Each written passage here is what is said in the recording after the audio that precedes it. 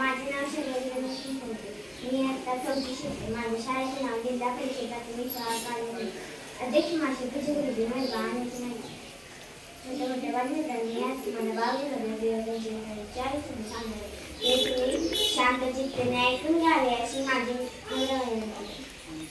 स्वराज हा माझ्या जन्मसिद्ध हक्क आहे. तो मिळवणार अशी सिंहगर्जना करून इंग्रजांना ठणकावून सांगणारे थोर क्रांतिकारी देशभक्त म्हणजेच लोकमान्य टिळक.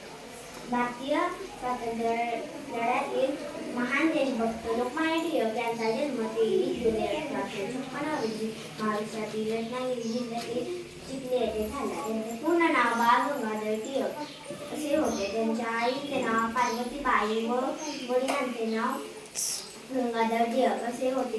ते लहानपणापासून अत्यंत हुशार होते. त्यांना अन्यायाविरुद्ध चीड होती. ते शालेय शिक्षण घेत असताना त्यांच्या वर्गात घडलेला ऐकून सर्व. एकदा वर्गात शेंगाची टरफले पडली होती. गुरुजी वर्गात आले आणि त्यांनी टिळकांना टरफले उचलायला सांगितली. तेव्हा टिळक ठामपणे म्हणाले, मी शेंगा खाल्ल्या नाही, मी टरफले उचलणार नाही. हे त्यांचं धाडस होतं. या धाडसी वृत्तीने त्यांनी संघर्ष शिकवला. लोकांनी एकत्र यावे आणि लढा द्यावा यासाठी त्यांनी सार्वजनिक गणेश उत्सव आणि शिवजयंती सुरू केली. जनजागृतीसाठी त्यांनी केसरी व मराठा ही वर्तमानपत्रे सुरू केली.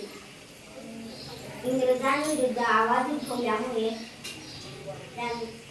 त्यांना अनेकदा तुरुंगवास भोगावा लागला.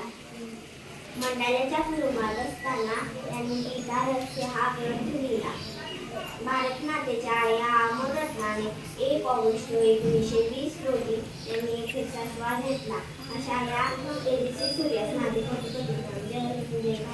धन्यवाद.